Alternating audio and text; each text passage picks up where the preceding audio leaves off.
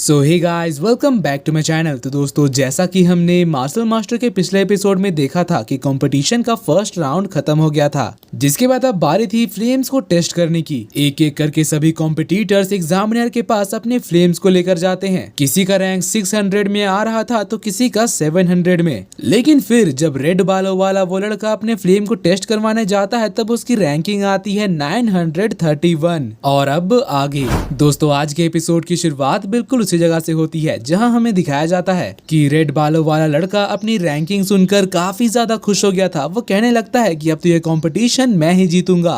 मगर अगली बारी थी चैन साओ की। तभी वेस्ट कॉन्टिनेंट के मास्टर कहते हैं कि अब आखिरी तो चैन साओ ही आने वाला है, मगर मुझे नहीं लगता कि उसके रिजल्ट को देखकर यहाँ किसी को हैरानी होने वाली है, क्योंकि वो खुद भी शर्म के मारे टेस्ट करवाने के लिए पहले नहीं आ पाया। जिस पर ईस्ट कॉन्टिनेंट के मास्टर कहते हैं कि इस लड़की ने तो अपना फ्लेम फ्यूजन एक तरह से ऑटोमेटिकली किया है, क्योंकि उसने तो अपने फ्लेम्स को स्पिरिचुअल फॉर्म में ट्रांसफॉर्म करके आसमान में खुला फ्यूजन करने के लिए छोड़ दिया था। तो आखिर अब उसके रिजल्ट से क्या ही फर्क पड़ता है। फिर हमें चैन साओ को दिखाया जाता है जो कि अपना फ्लेम जाकर उस डिवाइस में डाल देता है, मगर इसकी वजह से वो टेस्टिंग वाला डिवाइस तो कांपने लगता है और अचानक से ब्लास्ट हो जाता है। एग्जामिनर और सभी मास्टर्स ये देखकर पूरी तरह से हैरान हो जाते हैं। लेकिन फिर एग्जामिनर सभी से कहता है कि आप सब चिंता मत करिए, अभी हमारा ये डिवाइस काफी सारे टेस्ट करने की वजह से अभी काम करना बंद कर गया। और इतना कहने के बाद फिर वो एक दूसरा टेस्टिंग डिवाइस बाहर निकालता है। मगर इस बार भी जैसे ही वो चैन साओ के फ्लेम को टेस्ट करने की कोशिश करता है, उसका डिवाइस फिर से ब्लास्ट हो जाता है। एग्जामिनर को तो अपनी आंखों पर विश्वास ही नहीं हो रहा था।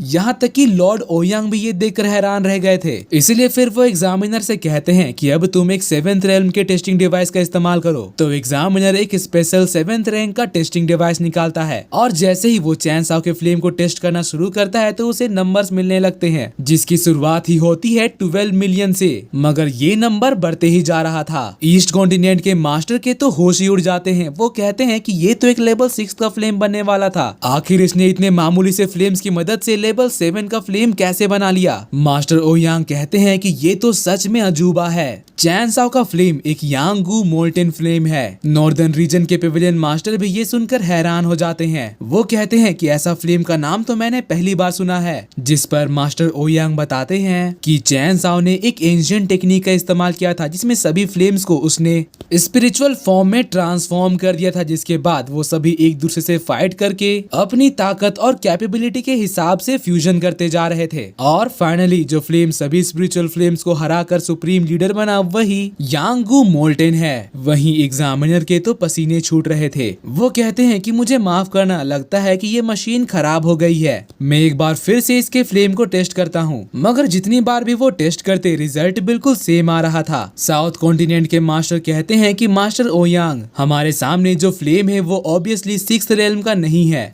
उसकी ऑरा से ही हम महसूस कर सकते हैं कि वो एक हाई लेवल का फ्लेम है। तो मास्टर ओयांग बताते हैं कि वो एक गू इंटेंट फायर किंग फ्लेम है। और इतना कहने के बाद फिर वो चैन साओ के पास जाते हैं और उनके साथ साथ सभी मास्टर्स भी अब अरीना में आ जाते हैं। और फिर मास्टर ओयांग खुद चैन साओ के फ्लेम को डाइसेक्ट करते हैं, जिससे चैन साओ के फ्लेम का कोर बाहर आता है। वेस्ट कॉन्टिनेंट के मास्टर ये देखकर हैरान हो जाते हैं कि चैन साओ के फ्लेम का बेस तो ब्लू फ्लेम्स था। मास्टर ओयांग अब उसके फ्लेम को अब्सॉर्ब कर लेते हैं, जिसके बाद फिर वो सभी कंटेस्टेंट्स के रिजल्ट को अनाउंस करते हैं। सबसे पहले वो कहते हैं कि चैन साओ को मैं पूरे 100 पॉइंट्स देता हूँ, और रेड बालों वाले लड़के को 97, लाइजिन को 95 और सीसुई को 93।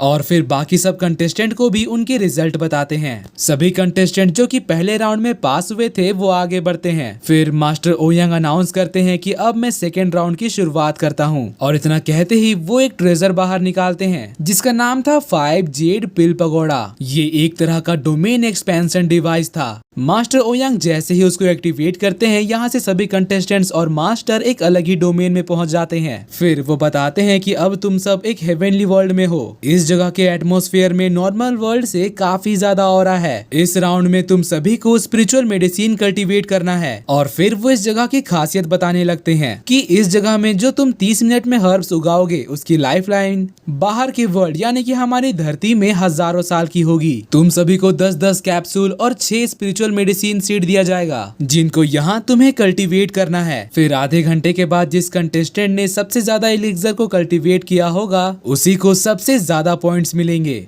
जिसका स्कोर जितना हाई होगा उसे उतना ही फायदा मिलेगा। चैन साओ इस जगह को देखकर कहने लगता है कि ये ट्रेजर आखिर मास्टर ओयांग के पास कैसे आ गया। हेवनली डोमेन का ये ट्रेजर तो मेरे खजाने में रखा हुआ था, आखिर इसको मेरे महल से बाहर किसने निकाला होगा। मुझे लगता है कि इसमें जरूर कुछ गड़बड़ है। और फिर चैन साओ उन सभी कैप्सूल और मेडिसिनल सीड्स को देखने लगता है कि तभी वहाँ पर अचानक से एक सुनहरा गोला उड़ते हुए आता है, जो कि चैन साओ की बॉडी को स्कैन करना शुरू कर देता है। चैन साओ तुरंत अपनी गोल्डन पैरासाइटिक सीड को उसके स्कैन से बचाने के लिए हाइड कर लेता है और उस सुनहरे बॉल को देखकर पहचान जाता है कि ये तो एक स्पिरिचुअल पाथ ऑब्जर्वेशन डिवाइस है, जो कि बारी बारी से सभी कंटेस्टेंट को स्कैन कर रहा है। मगर हैरानी की बात तो ये है कि उसने मेरे पैरासाइटिक सीड को आइडेंटिफाई नहीं कर पाया। कहीं ऐसा तो नहीं कि उसने मेरे अंदर से कुछ डेंजर महसूस किया। फिर इसके बाद हमें सभी कंटेस्टेंट्स को दिखाया जाता है जो कि अपने अपने मेडिसिनल सीड्स को अपने अपने ऑरा और मैजिक से प्यूरिफाई कर रहे थे।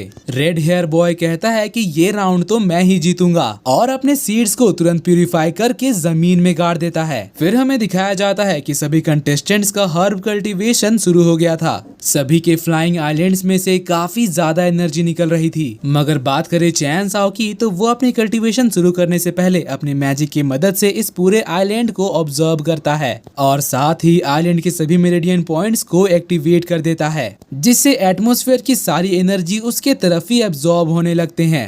यहाँ तक कि बाकी कंटेस्टेंट्स की एनर्जी भी उसके तरफ खींची चली जा रही थी। मास्टर हुआंग और सभी पेविलियन मास्टर भी ये चीज देखकर हैरान हो गए थे। चैन साओ उन सारी एनर्जी को काफी अच्छी तरह से कंट्रोल कर रहा था। और दोस्तों इसी के साथ ये एपिसोड यहीं पर खत्म होता है। इसका नेक्स्ट एपिसोड आपको आज ही देखने को मिल जाएगा। और अगर आपको मेरी एक्सप्लेनेशन और ये एपिसोड पसंद आए तो प्लीज वीडियो को लाइक कर देना और जाने से पहले चैनल को सब्सक्राइब करके बेल नोटिफिकेशन भी ऑन कर लेना, ताकि जैसे इसका नेक्स्ट एपिसोड आए तो आपको सबसे पहले पता चल जाए। तो मिलते हैं आपसे अगली वीडियो में, तब तक के लिए bye bye, be happy, be safe and thanks for watching।